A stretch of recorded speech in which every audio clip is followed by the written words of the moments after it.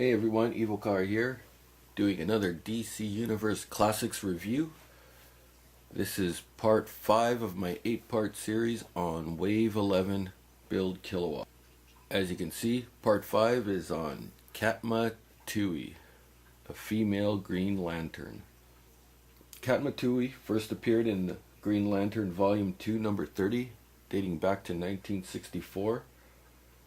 She's from the home planet of Kurugor, which is part of Sector 1417.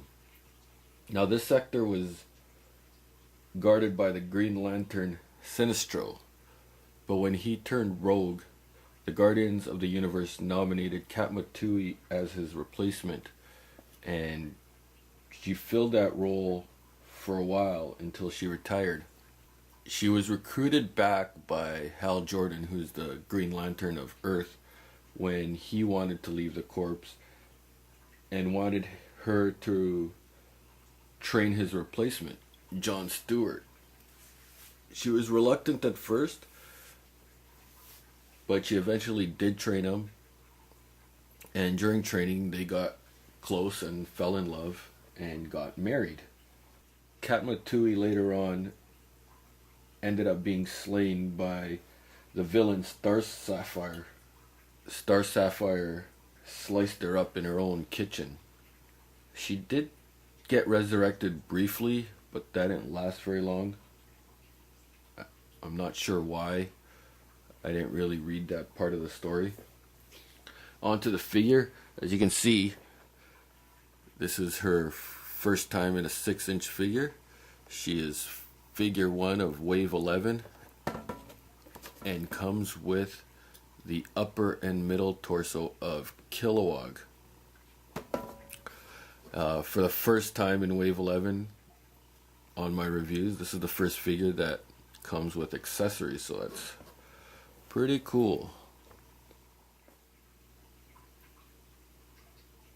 As you can see, her special abilities are flight, ability to survive in space unaided, ability to generate objects from imagination and willpower, all as a result of possession of a Green Lantern's power ring. So she's got basically the same powers as most of the Green Lanterns. So yeah, pretty neat looking figure. Let's take her out of the box. And there she is out of the package. As you can see, she comes with the upper torso of Kilowog, and she comes with 2 accessories that are used for her ring. We have this accessory that is in the shape of a sword, and we have this accessory which is in the shape of like a shield, and it's got the Green Lantern symbol engraved on it. That's pretty cool. One drawback I have from these accessories is this. They weren't cut too well from the branch, so you can see the stress mark on this one from the plastic, as well on the sword right there. You can see a stress mark, but minor complaint. Onto the figure itself. It's very nice. As you can see, she's got the red skin and the brown hair.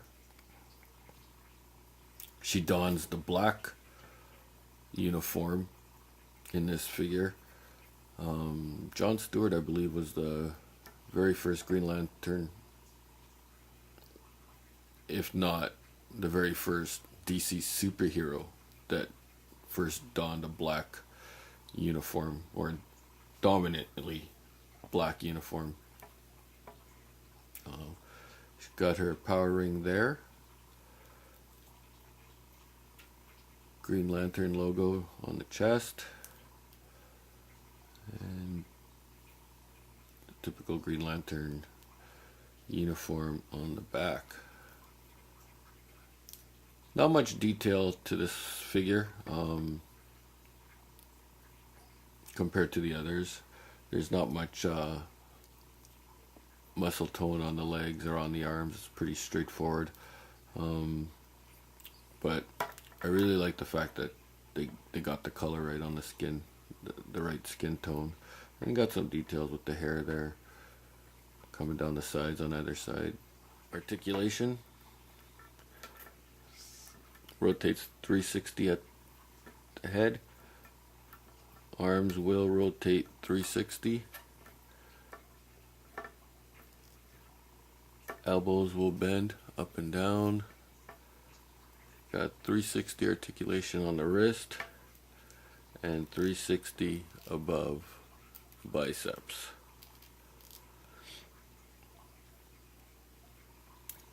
For the legs, as always, the karate kick. Bends at the knees.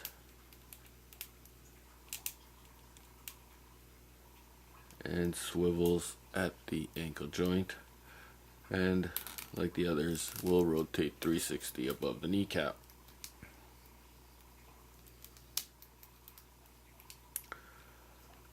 Waist articulation, 360 rotation and up and down on the abdomen.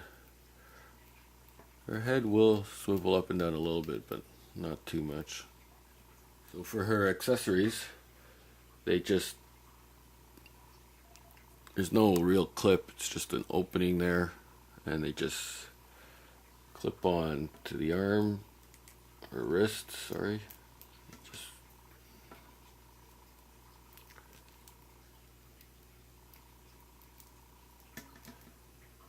like so. The sword, I'm not really too fond of. I'll probably display her with the shield rather than the sword. But in the same way.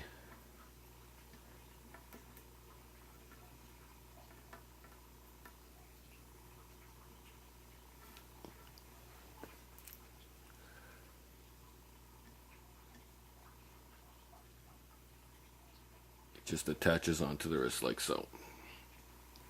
So overall, I think she's a great figure. I highly recommend getting her. It is her first time being in a 6-inch figure, and if you're a Green Lantern fan like I am, this is a must-have. So that about wraps it up for this review.